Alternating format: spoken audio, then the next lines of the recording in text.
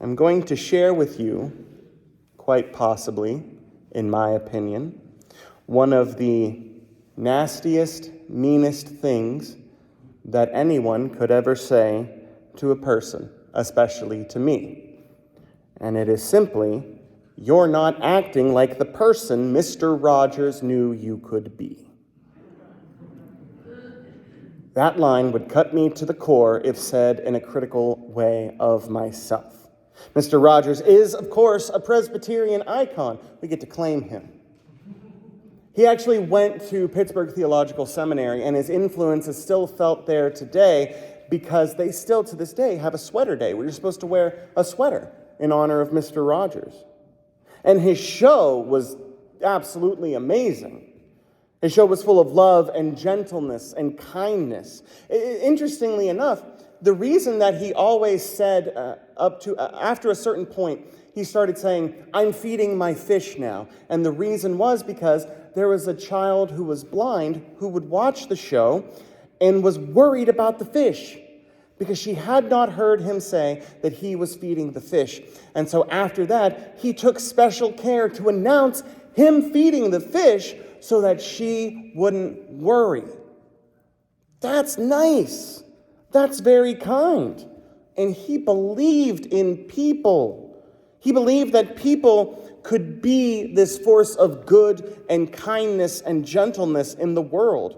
And to hear the words that I'm not living up to the kind of person that Mr. Rogers knows that I could be, devastating. Absolutely devastating to me. You see, because for me, Fred Rogers exemplified what it meant to follow Christ. It wasn't just lip service. He wasn't just a nice person for TV, but he successfully lobbied for national television. He went out of his way to try to help people, to encourage people. It wasn't just lip service. His faith was more than just saying, "Yeah, I'm a Christian. Yeah, I could be nice when the cameras are rolling." Instead, he acted out his faith and his beliefs. And he believed that other people could do the same. This, I'm assuming, is modeled after his faith, is modeled after how he perceived God and how I believe we should look at how God operates. Because I believe in the core of my heart that God knows each and every one of us. God knows us. He knows our talents. God knows our flaws, our faults, all of it. God knows every detail about us. And God knows that we can be the people God calls us to be. God believes in us. God knows that in a situation where we can be weak people in a world of tyrannical evil, that we can truly be a shepherd to others and our brother's keeper. But that's not what happens all the time, sadly, is it? You can turn on the news, you can read a book, a newspaper, anything, and you can see that oftentimes we, as human beings, and even as individuals, aren't the shepherd. We often are either the weak or the tyranny of evil men. That's just facts. I hate to say it because I don't want everyone to feel sad and dour and say, "Oh, the pastor's gone cynical in his old age and everything again." I'm cynical, but I'm cynical with hope, because in spite of all of this, in spite of us failing, in spite of us falling, of not living up to the standards that God has, in spite of all of that, it gives us hope. Because we're talking about grace. We're talking about the grace that God gives us, knowing full well that given the chance to screw up, we are going to screw up, and sometimes spectacularly. We are going to fall. We are going to miss the mark, and that's okay. We're not perfect. There are very few perfect people in the Bible, for instance. Jesus, and I'm pretty sure Jesus is the only perfect one in the whole Bible. Everyone else that we read about is fully just human, fully able to mess up, even though we look at them as they are great heroes, right? Look at David, the pillar, the best king Israel even have. Oh, the adulterous murderer. Yeah, okay. Well, okay, what about Moses? Looks like Charlton Heston leads the people out of Egypt, right? Yeah, he also really tried hard to duck that responsibility, and, if we recall, did kind of kill a person. Well, Paul was a great guy. No, we're not going to talk about Paul, because he even admits all of his faults and his flaws. The Bible is full of people, just people in need of God's grace. I think a good case study for this is Joseph. Our Old Testament reading this morning comes from the end of Genesis, if you will, and the end of Joseph's story. Now, Joseph's story is absolutely fascinating when you look at it. The youngest brother, he was heavily favored by his father, so much so that he got him a very nice Technicolor dream coat, as we know. And he probably looked like Donny Osmond, if we're being honest. I don't know. But he had this coat, he was favored, and he told his brothers, he said, I'm going to rule over you one day. So he's the youngest, and that's not supposed to be a thing that happens. There's a certain hierarchy that deals with birth order, and he's trying to skirt all of that. So naturally, the brothers, they get all upset, and they're like, we're going to kill this kid. Only they don't. Instead, they're like, well, let's just sell him into slavery and get a little pocket money for ourselves, right? So that's what they do. They sell him into slavery. So he gets sold into slavery, winds up in Egypt. While he is in Egypt, he goes to Potiphar's house. Okay, not terrible, I guess, if you're going to be a slave. He was doing well, except Potiphar's wife was enamored, is the politest way we can say. Was very enamored and taken by Joseph. And when those advances were rebuffed, lies were told, and he gets thrown in prison. Now, up to this point, his brothers have betrayed him. He's a slave. Now he is in prison for a crime he didn't commit. He's hanging out talking with someone, right? I've had this really weird dream. Joseph says, oh, no, it's cool. God lets me know what dreams mean. So he interprets the dreams, and he says, okay, cool. When I get out of here, I'm going to remember this. So, of course, he gets out of there, goes to the king, who's like, I'm having these really bad dreams. Don't worry, he says, I know a guy, and that's how Joseph becomes a governor. He predicts correctly, because of the dreams that the king has, that a famine is coming. So you take all of the years where there's more than enough, you store it, and you'll be able to survive through the famine. That's great. Egypt prospered. He was fine. He was a governor. He had a position of power. So he goes from being a slave to a governor and having authority and having power. Wonderful story, right? Except for the fact that where his brothers and father lived, there was famine still. And because Egypt had extra food, they said, okay, we're going to go here and try to get food. They go. Instantly, Joseph is like, I know these dudes. I know what they did.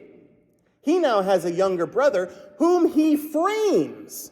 He plants something in his sack and calls him a thief. And totally just messes with his brothers.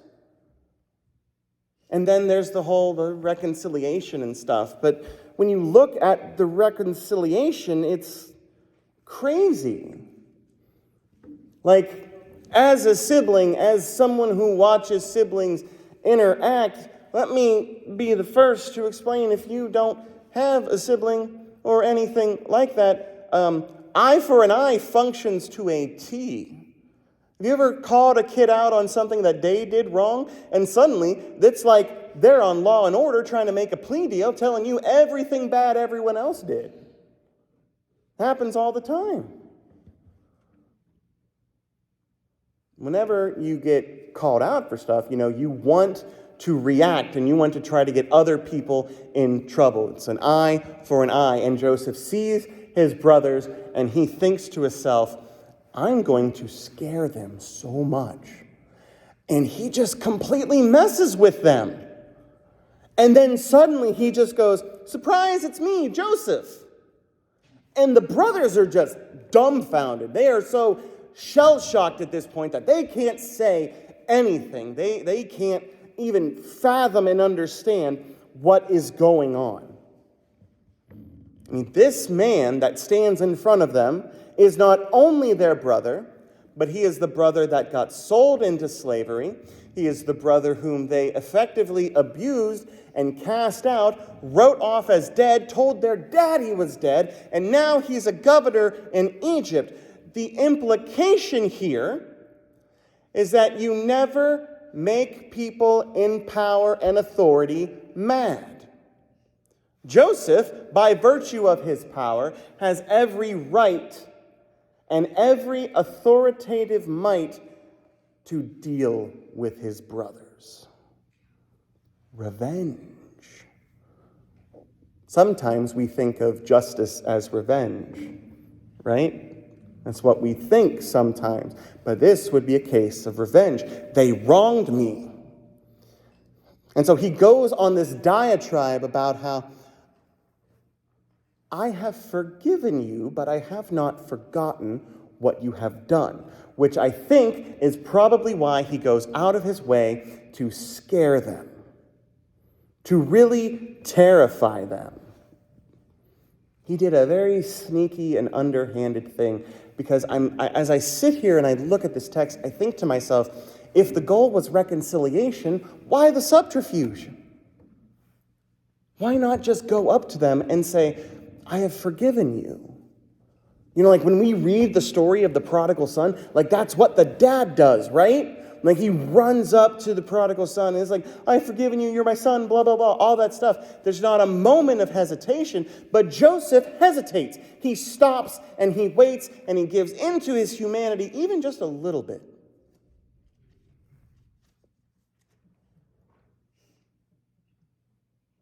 It's not that he forgot. He never forgot, and he lets them know. He says, I'm your brother Joseph, you know, the one you sold into slavery. Letting them know that he knows exactly what they did. Letting them stew in it just a little bit. No, this is something else. Instead, what he goes on to talk about is what God did in spite of what his brothers did. What you intended for evil, God used for good, because that's what God has a tendency to do. In the long run, it winds up saving his family, right? Saving the people, and it sets in course a motion, it sets in course history that leads to Moses, that leads to the Exodus, and leads them to coming back to the promised land as they were told since Abraham that they were going to have. That's what all of this leads up to. It's not to say that God caused all of this so that people could be spared. It's more to say, in spite of the evil that people do, in spite of the ways that we can hurt one another, God is able still to work through that. And even that, my friends, is the core of what happens here. It's a key statement to understand this passage. Look, I'm not trying to badmouth Joseph. I love the story of Joseph. We all love the story of Joseph. I get that. I really do. But to assume that he is perfect here is a gross understatement. He's not perfect. Because again, if he wanted to forgive, he just would have done that. There was no need for anything else. Instead, he acts a bit like a scoundrel. Which, you know, if we're being honest, kind of falls in line. The Bible has so many stories of sibling rivalry that this makes sense. It's a tradition in the Bible almost. Cain and Abel. Joseph and his brothers. Jacob and Esau. Siblings fighting among themselves. And in spite of that, God is still able to act with justice and mercy and kindness. Are we supposed to laud and honor Joseph because he eventually gets to the reconciliation? If we assume that God could have done something different, then why can't we assume that Joseph could have as well? There's no need for cloak and dagger stuff. Just come right out and say what you want to say. Don't hem and haw around the point. And he does this because he's human. He knows exactly what he's supposed to do, but he gives into that humanity and says, I have got to mess with them. Any one of us in that situation would have acted in the same manner or worse. It is no surprise that Joseph does what he does. He is a governor. And if you know anything about politics, especially back then, if he wanted to, heads would literally and figuratively roll. That is the power that he has, the position of authority. Instead, he is tempered. He doesn't go all out, but he holds back. And he's tempered not because he is better than we are. Far from it, but it is because he, like us, is a work in progress. He understands and knows exactly what God did and how God provided in the midst of the trauma and the humiliation and the pain that he was dealt. There's a reason why in our gospel reading this morning, Jesus speaks exactly how he does, because this is the key. This is the part where we understand who we are. He addresses everyone who will listen. See, this follows the natural progression of the Sermon on the Plain, right? We had the Beatitudes, we had the world turned upside down, and he says, if y'all are still with me, let's get down to the nitty-gritty at this point. And what is it that he says?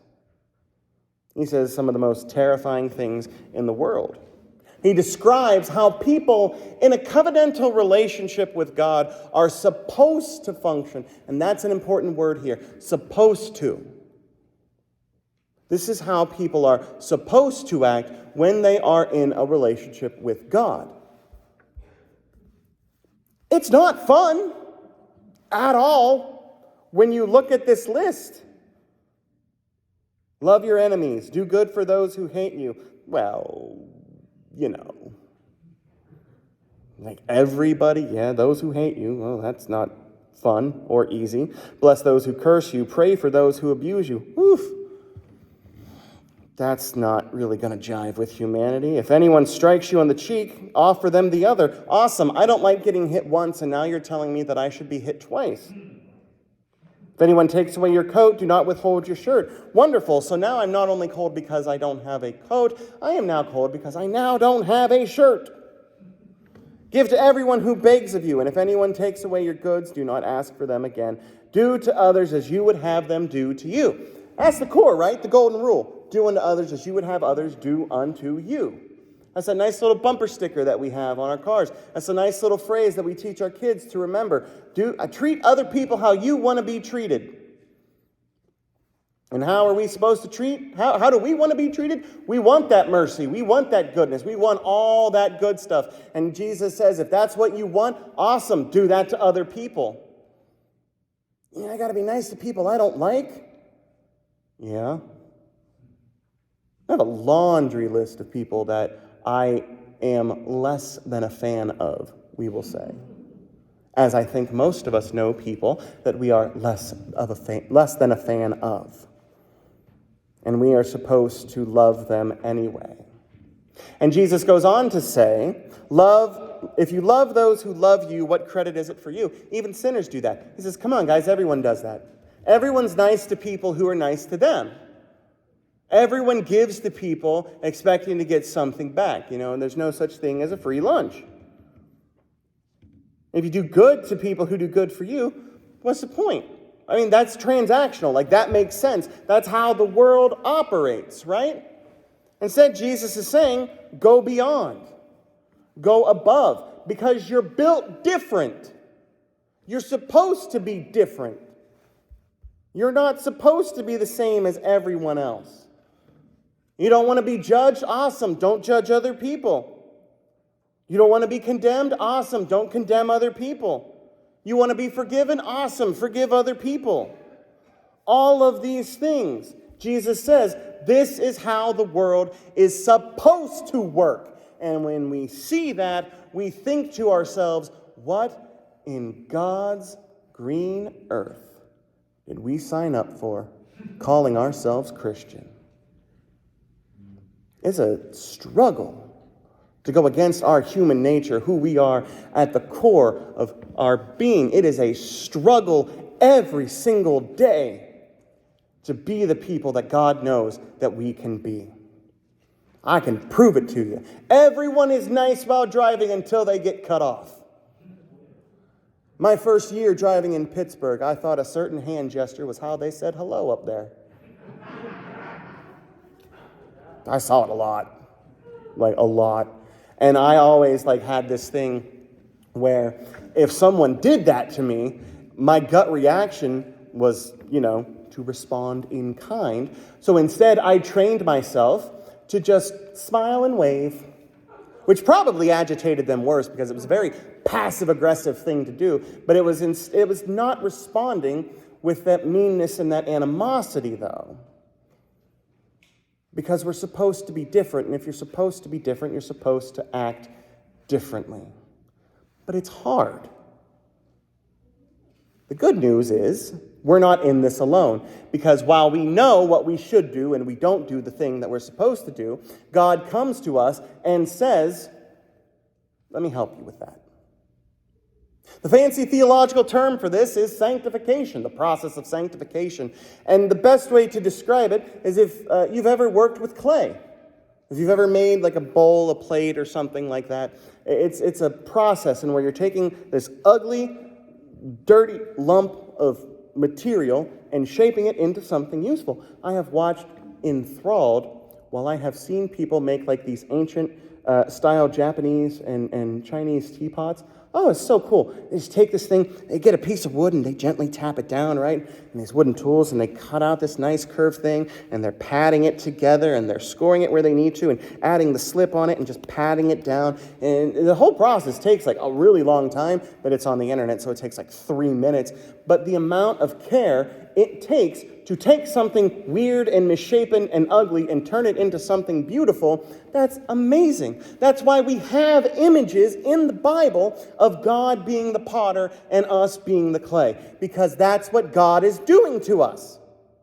Day in and day out, God is shaping us and molding us and conforming us to be the vessel that God calls us to be a little bit more like Jesus each and every day. No, I can't forgive people all the time. I can't be nice to people all the time. Jesus can. And eventually, someday, I might be good enough to be more like Jesus. We all might be.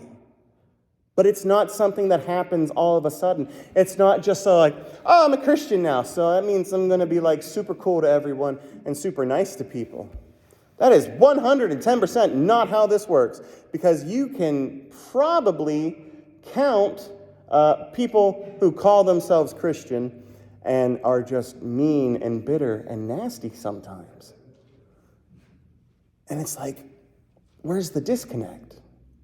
The disconnect is that we need to recognize it in ourselves. We need to understand that we are not going to measure up exactly how God wants us to be. And the only way that we can even begin anything being more like Christ is to just admit that. To say, take me, God. Mold me, shape me, help me to be the person you know that I can be, you know that I want to be.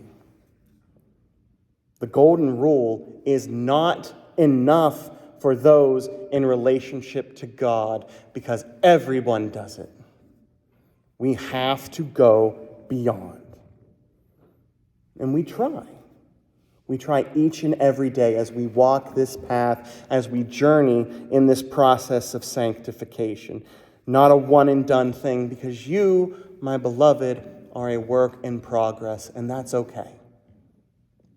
I've worked with clay. I've made like bowls and stuff, and there's no cooler feeling in the world than taking something and making something out of it. Taking something that doesn't look like it's much and making something useful and beautiful. We're going to mess up. We're going to miss the mark. We're going to be like Joseph with good intentions and still just missing the point of it all. There are situations where we know that we can do better. And so we try. Don't beat yourself up over your failures. It's not how this is supposed to work. Recognize them and move on with God's help. Each day we strive to be more like Jesus, the Good Shepherd. So keep trying. God knows you can do it with God's help. And above all, God believes in you. Amen.